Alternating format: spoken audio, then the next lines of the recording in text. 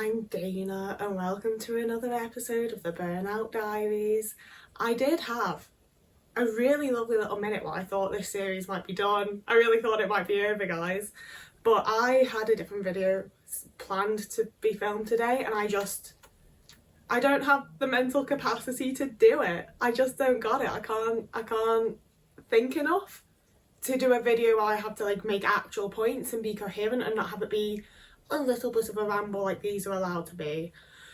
So we're doing a Burnout Diaries video because it's one of those things where I feel like a lot of like, not necessarily advice, but a lot of the people that you see on, not even a lot, some of the people that I've seen online, like within the autism community, have very much given the idea of like, I moved away to a new place and my burnout is over and everything's great and I'm happy now.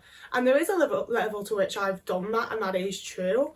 And there's also a level of which burnout isn't the same as depression, in my opinion. Like, it can often come with low moods because you're losing skills and having a horrible time, so like, you're not going to be the happiest about it. But I'm currently in a position in my life where I'm very fucking happy with, like, not with this angle. I do feel a bit weird about this shot, but quite frankly, I don't have it in me to do anything about it. We're going to figure it out. I haven't really, like, I don't like this being like my filming spot, but it's where I'm sat most of my fucking time, so this is where we're filming. But the vast majority of things in my life now, I'm very, very, very fucking happy with. You know, like, I like where I live, I like the house that I'm living in, I have little places that I actually like to go, and I don't feel like a horrific anxiety over going there because I've very quickly gotten used to them, and there's a level of familiarity because I've watched so many shows set in West Yorkshire that everywhere's like, ooh, I feel like I'm in one of my shows. Like, the vast majority of my life is a much happier experience to live now. But I'm still having the nights when I'm like, nothing sounds good. There is literally not a food in the world that I'm going to be able to eat without immediately feeling nauseous, and like, I'm not going to be able to fucking eat it. Like, I don't want to put the energy into cooking something when I know that I'm going to sit with it in front of me and take like half a mouthful and it's going to feel like ash in my mouth. Like, the texture's going to be wrong, the taste is going to be wrong, it's not going to be fucking right, and I'm not going to be able to eat it, and I will have just wasted my time making this food that I can't even eat in the first place. But also, in not cooking and not even trying to eat, I feel like I'm doing myself some sort of disservice. I need to look after myself better, I need to do more. So it's weird because I'm in the exact same state of burnout, but without so many of the horrible feelings that tend to come along with it. And I've also obviously done like a hell of a lot of work in trying to be kinder to myself and trying not to get so down on myself and be horrible to myself when I'm not so able to do things, and when I'm finding things more difficult than usual, when I'm experiencing like skill regression, things like that. Like, it's not the easiest thing in the world to experience and like not vaguely hate yourself for, but I'm managing and I'm doing it to a point, and it's definitely not the worst thing in the world. And I am sort of jumping backwards. I told you this wouldn't be like the most coherent, like linear video. I am jumping back a bit because I did have a level of expectation that I would move and my burnout would be gone. And it is definitely lighter, it is definitely easier to deal with because I'm overall in a much happier situation. And I also just don't have a lot of like the stresses and anxieties that I was having while I was living in my last place, like both because of the house, because of my landlord situation, because of just the area and how long I'd been there and how many people I knew there. There were just so many stresses and anxieties that I have like eradicated just by moving away. But I think a lot of my conceptualizing of how it would be was based on people I've seen online that have moved back home. A lot of the people that I've seen that have like poised moving as a way of curing autistic burnout have moved back in with parents. And that's the type of thing where I know, like, as someone who didn't speak to my parents for many years, and like I didn't start talking to them again, they're dead. Like, I get how hard it can be to live with parents. I'm not at all like, well, that's a nice easy option. But also, if you have like kind supportive parents that love you and want the best for you, good for you. I can see how moving back in with your parents in that situation, even if there is like a level of like social difficulty there, you're not having to like, I know that they're probably paying money to their parents towards like bills and rent and food and whatever else, but it's not the same level of, if I want to have food in my fridge to be able to eat, I need to go out and buy food still. You know, there's not someone else that's going to stock my fridge for me. I still need to make sure that I'm actually getting my bills paid on time. Like, it's not just sending someone money and knowing it's going to happen. And I'm not trying to poise this, like, I don't know why I'm using the word poise so much, but I'm not trying to poise it as like a fuck you if you're able to move back home and not have to worry about those things. I'm trying to place it as, I think that is realistically the only way that moving is actually assisting in that way with healing and like recovering from autistic burnout, is when you are able to lower the level of like responsibility that you have in life and the level of stress that is on you. And like I have been able to do that in some ways just by like not having an ex-best friend as my landlord and things like that. But also like I still have to do things. I haven't completely lowered my like responsibilities. And I think that I also had like a little period of like, oh my god, I'm not burnt out anymore, because I had a friend come to stay. And obviously like I still needed to make sure things were paid on time and like get the fucking food in, but having someone that can help me with the grocery shop, having someone that can get up and make me a cup of tea in the morning, can make me the morning coffee, can sort my hot water bottle for me, just like the little things like that did make like doing the big things a hell of a lot easier, to be honest with you. And I think another of the big things that's made me like really realise that I am very much still in burnout is that I'm used to most of the things that I need to do, most of the times that I'm leaving the house, most of my life is doing something that's quite anxiety inducing, and that I'm like, okay, this is going to take a lot of energy, I'm going to have to like fucking recover from this, and it's going to be a bit of a whole thing for me. That's what I'm used to. So having that transform into like, I'm going to pop into town because I like this little vegan coffee shop, I'm going to go for a walk because there's a whole bunch of different parks and nature reserves and just beautiful natural spaces that I can wander through and not have to see anyone, and they're beautiful, and I feel like so refreshed and relaxed, and like having actually nice natural spaces has completely transformed my mental health. I know it's stuff that a lot of people wouldn't see as like a big thing, to go for a walk in the park, but that's the kind of stuff that I do still see as quite like a big thing. But because it's nice now, because leaving my house is nice, it feels like I shouldn't need to recover from it because I enjoyed it. And I'm massively learning from burnout that that's not the case. Even if I enjoy something, if it's a big thing, if it's something that takes a lot of energy, if it's something that just is leaving my house, is making a phone call, you know, anything like that, I actually really do still need to take recovery time and treat myself as though I'm like fully in burnout. Because I think I am still quite fully in burnout, and honestly perhaps more so than I actually was. Like I cannot tell you how many pauses I've had in this video because I've just completely forgotten what the fuck it is I'm saying as the words are coming out of my mouth. I feel like the mental side of burnout and like the skill regression and the incapability of like dealing with things, and especially like I've had some really fun things come up lately. Like I managed to get the ticket. I wanted to go and see Garbage this summer after I've been checking the website like 3 times a week for fucking months to get it, so I'm incredibly excited for that. And I had a whole thing of one of my friends sent me the money so that I was able to get the tickets, and then another friend sat down and like sorted buying the tickets for me so that I can go to the Anlista birthday weekend and like go on all the little walks, and it's gonna be so much fun. I am so excited. But like my friend had emailed me over like the last like few little bits to get it sorted, the things that like weren't time sensitive, weren't like, you know, like they're important but they're not like important now, and I just fucking blanked them for like 36 hours because the whole thing overwhelmed me so much. I like could not process any of the information I was being given. I was just like, I know this is a positive good thing, I am so relieved to have this help in it, like someone helping me and assisting me, and like, you know, like even with all of the stress, and like I basically didn't have to do anything, you know, like I was just on a FaceTime friend with my call while they sorted it all out, and it was still so fucking overwhelming and made me feel like my brain had just completely turned off and I just could not take in any information.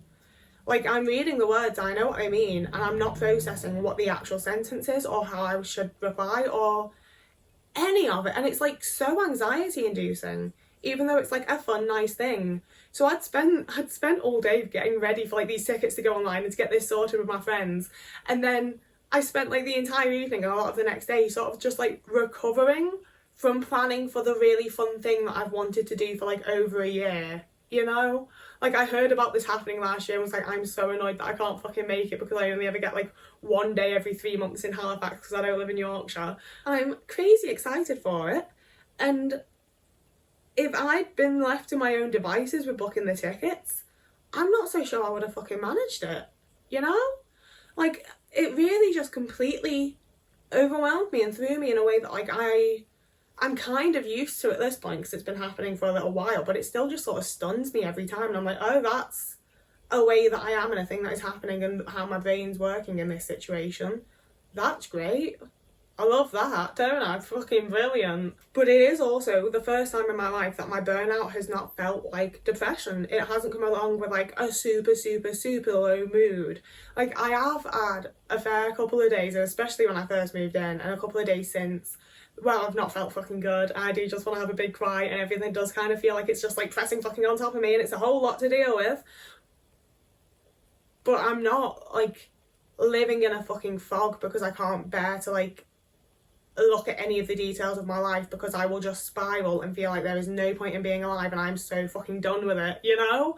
When I look at the details of my life, when my mindset's been able to be switched, and this is what always fucking annoyed me with CBT, is that so much of me, I was like, I think like this because it is the facts of my life. Like, this is the life that I'm living, telling myself, oh, this is actually really nice and lovely, when my skirting board is crumbling and my house is filled with damp and like it's a shithole. Rewiring my brain to think that this shithole is a nice space isn't going to fucking happen, because that is just not reality. You are telling me to gaslight the fuck out of myself. You know, whereas now, when I think about my situation, I focus on the details of my life. It's lovely. It's really nice. I love my house. I love the little hobbies that I'm picking up. I love the area that I live in. I love the places that I go. You know, like, I'm not having to like try and fucking gaslight myself to be grateful for something that I don't actually have. I have things that I am very grateful for and feel very lucky to have. And I'm like, I've worked quite fucking hard for this actually, and it's really actually paying off for me. It's delightful, it's lovely, it's so nice. And I still just don't feel like I can function as a person. I also think that now that I'm in a position where I can sort of like actually relax, you know, like, the days I've had here where I've been like, fuck it, I'm just having a lazy day, I'm just relaxing, I'm just chilling out. I don't think I've ever relaxed in my fucking life before. Like, I can't explain to you how weird it is to be able to just like lay on my couch all day eating snacks and watching telly and feel okay about it and feel relaxed and feel like rested. I've literally never experienced that before. There has always been some sort of like background dread of some sort. I've always just been treading water. It's always just been a whole fucking time, all the time, you know? Being able to rest and relax, and my brain isn't screaming at me about like 73 different fucking things. It's insane. And I think that's going to be one of the major things that actually assists in me like recovering from burnout and feeling better and having mental capacity to fucking do things again, is the fact that I'm able to actually rest and relax my brain and feel like I've not turned my brain off, because I'm watching my things, I'm enjoying them, I'm being autistic about them still, but I'm not, I don't know, it just feels completely different than anything I have felt in my life before. But the closest thing I can relate it to is watching Saturday morning cartoons as a kid. Like, when I'd be watching like just Saturday morning telly, well, like, my brothers would be out because it's a Saturday and they'd probably stayed out from the Friday before. And my parents were having a lay-in, like, is it lie-in? Lie-in. My parents were having a lie-in because it's the weekend, so they don't have work that day. And I'd just go and watch telly on my own. And it was these like lovely little like reprieve? I feel like that's a word I've only ever read. But these moments of just like respite and like actually being able to chill out a bit as a kid. Because I have not relaxed. I don't think I've ever properly fucking relaxed, but that was the closest I'd gotten, and I've actually reached it now, and it's pretty fucking weird, and it's absolutely lovely. And it's just not something I've been able to do when there's always been something looming in the future that I'm going to have to deal with, and I know that it's coming. I don't have that now.